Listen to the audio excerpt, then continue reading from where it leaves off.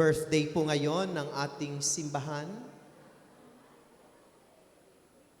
At kapag pinag-uusapan natin kung ano ang simbahan, hindi lang natin tinutukoy ang istrukturang bato, kundi para din sa atin ang simbahan ay tayong lahat na mga bininyagan.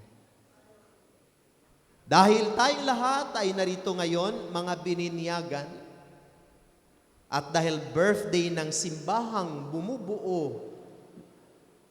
binubuo ng sangkatauhan, ibig sabihin, birthday nating lahat. Mga minamahal na kapatid, sa araw na ito, linggo ng Pentecostes.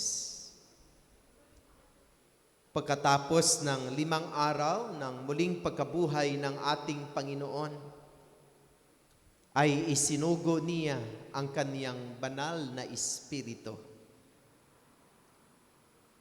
Ito ay kaniyang pangako bago siya lumisan sa mundong ibabaw na ito, na kaniyang ipadala ang banal na Espiritu. At ang banal na Espiritu ang siyang pinaniniwalaan nating patuloy na gumagabay, patuloy na nagpapatatag, at patuloy na nagpapalakas ng ating pananampalataya sa gitna ng mga iba't ibang uri ng mga pagsubok at kahirapan sa buhay. Sa linggong ito ay ipinaalaala sa atin ng ating unang pagbasa kung ano ang nangyayari sa unang Pentecostes, na saan ang mga alagad ni Jesus kasama ang mahal na Birhen, nasaan sila? Sa loob ng, hindi siguro kayo nakikinig, no? Sila ay nasa loob ng isang bahay, sabi ng ating unang pagbasa. Nang sumapit ang araw ng Pentecostes, nagkatipon silang lahat sa isang lugar sa loob ng bahay. At biglang narinig ang isang ugong mula sa langit. Animoy hagunot ng malakas na hangin, at napuno nito ang bahay na kinaroroonan nila. May nakita silang waring dilang apoy na pumapanaog sa kanila, lumapag sa bawat isa sa kanila. So, na-imagine natin kung ano ang pangyayaring iyon. Sa loob sila ng isang bahay, siguro nag-uusap-usap sila, nagkikwentuhan sila. Tapos biglang may malakas na ugong at hagunot ng hangin. At bigla nilang nakita ang dilang apoy na pumanaog sa bawat isa sa kanila. At ano ang nangyari? Sila ay nakapagsalita ng iba't ibang salita na nagpapahayag ng mabuting balita at ng makagandahang loob na ginawa ng Diyos. Mga minamahal na kapatid, sa ating buhay, dumating din ang ating Pentecostes. Lumukob din ang banal na Espiritu sa bawat isa sa atin. Naalaala niyo kung kailan?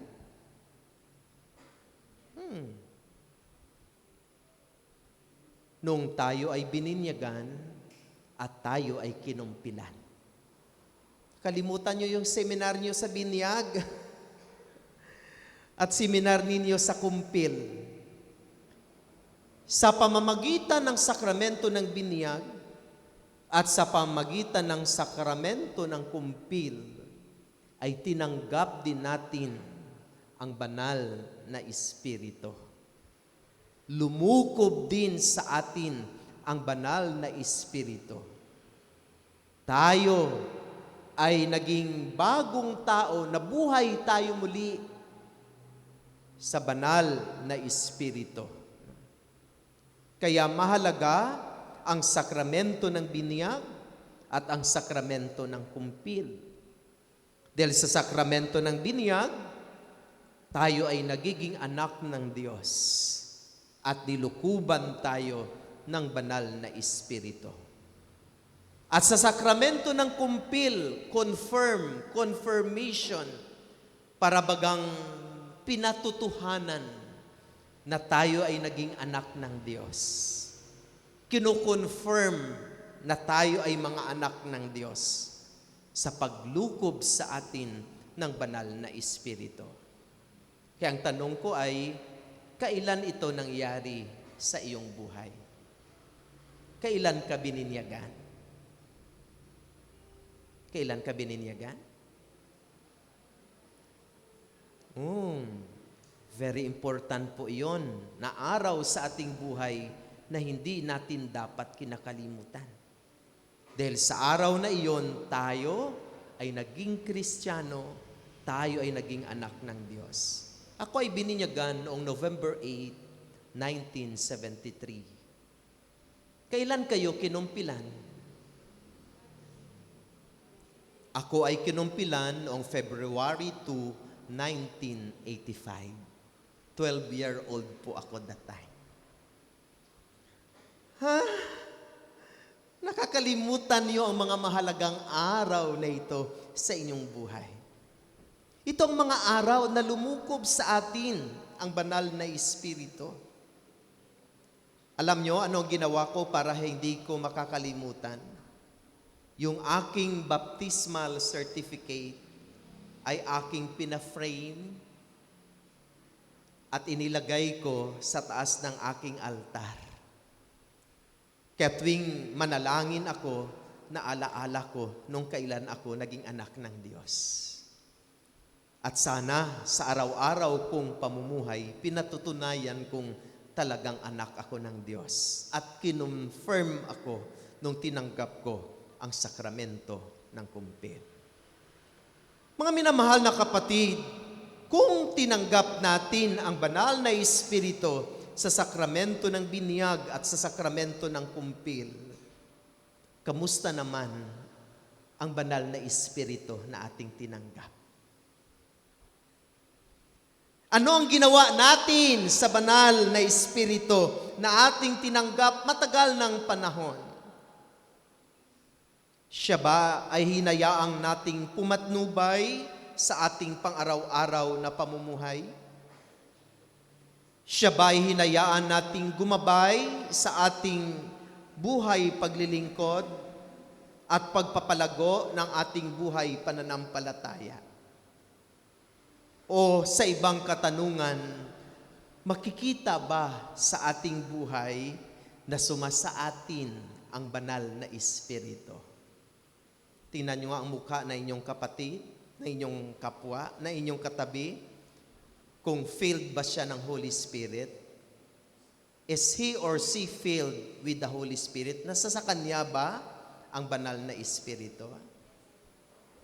Damang-dama mo ba sa kanya na she has the Spirit of God o ibang klaseng Espiritu? Anong klaseng Espiritu ang sumasanib sa atin?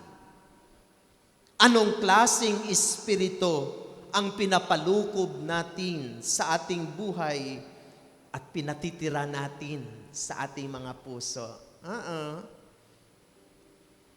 At ano ang mga signs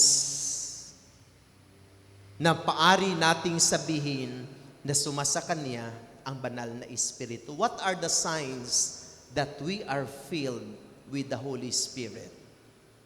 Sinabi ng ating Ebanghelyo. Anong nangyari? Hiningahan sila ni Jesus at sinabi, tanggapin ninyo ang banal na Espiritu. Ang patatawarin ninyo ay pinatatawad na nga. Ang hindi ninyo pinatatawad ay hindi nga pinatawad.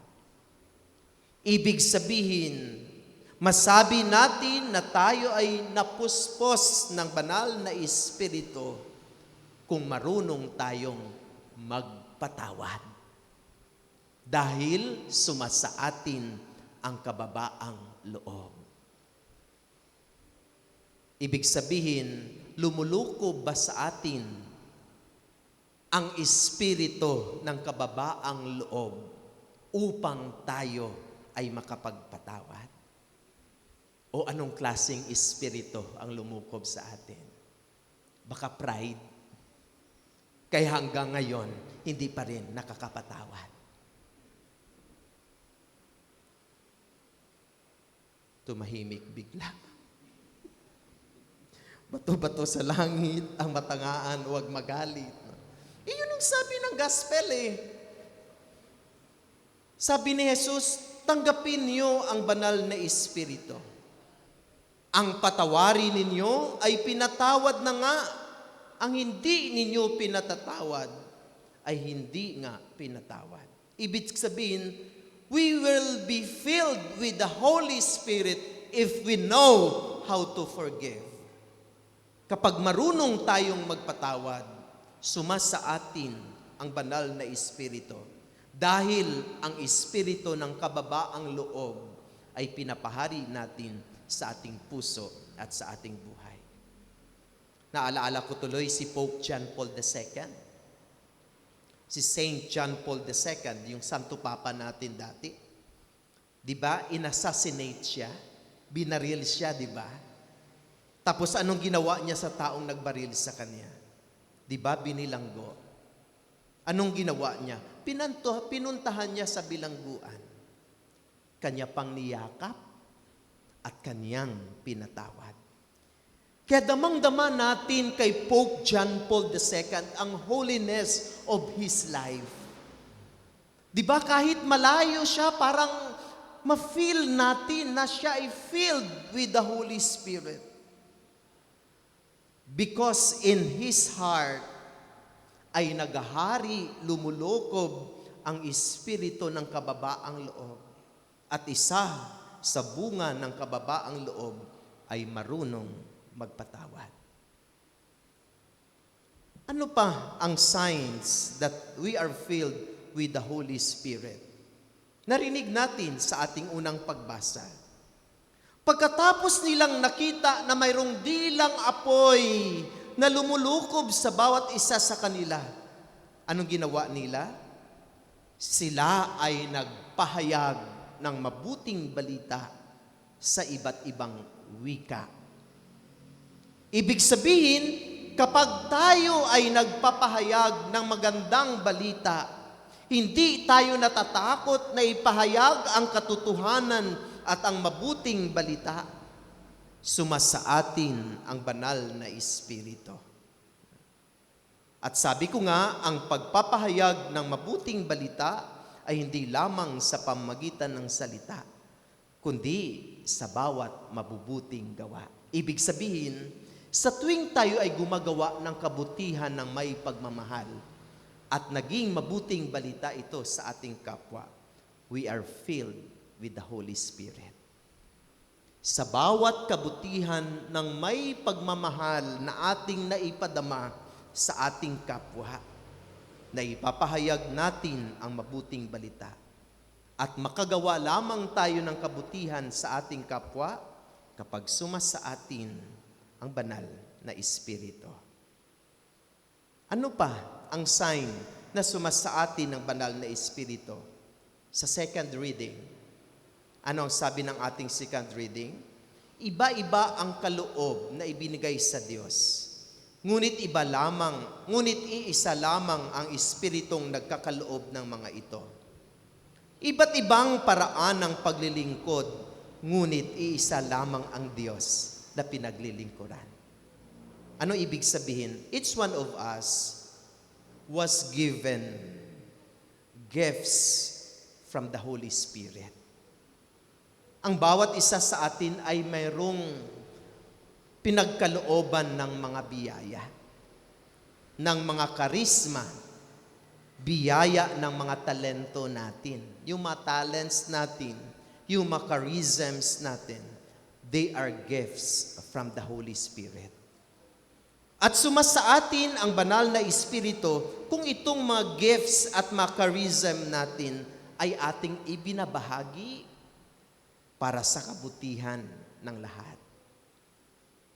Halimbawa, marunong kang kumanta, naging kasama ka sa choir, na ipapahayag sa pamagitan ng awit ang kagandahang loob at pagmamahal ng Diyos. Pag marunong kang magbasa, naging lector ka, nagle-lay mister tayo, naging member tayo ng SOCO ministry, naging member tayo ng healing ministry, naging member tayo ng social action ministry. Kung ano yung makaloob na ating natanggap sa Diyos ay ating ibinabahagi para sa kabutihan ng lahat. This is the sign that we are filled with the Holy Spirit.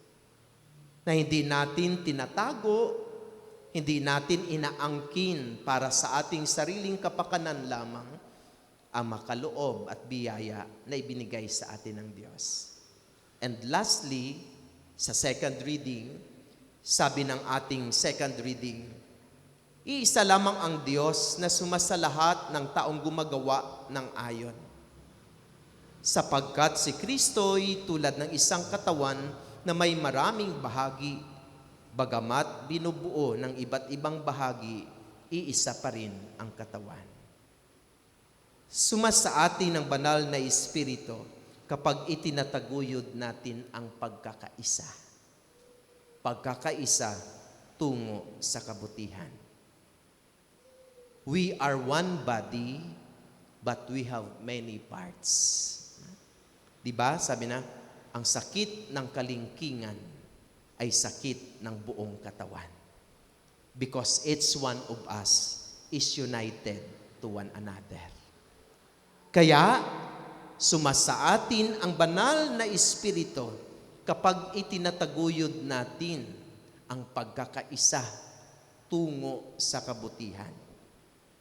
Pero kapag pinopromote natin ang pagkawatak-watak, ang division, ang paghiwalay, kami lang dito, kayo lang diyan, ayaw namin sa inyo, kayo doon, baka wala sa atin ang Holy Spirit.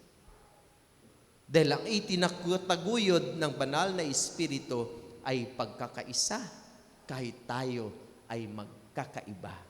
Unity in diversity.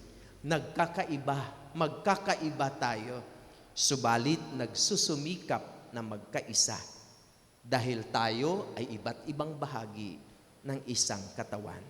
Si Kristo ang ulo, tayo ang kanyang katawan, at kailangan pag-isahin upang magiging isang katawan ng sambayanan.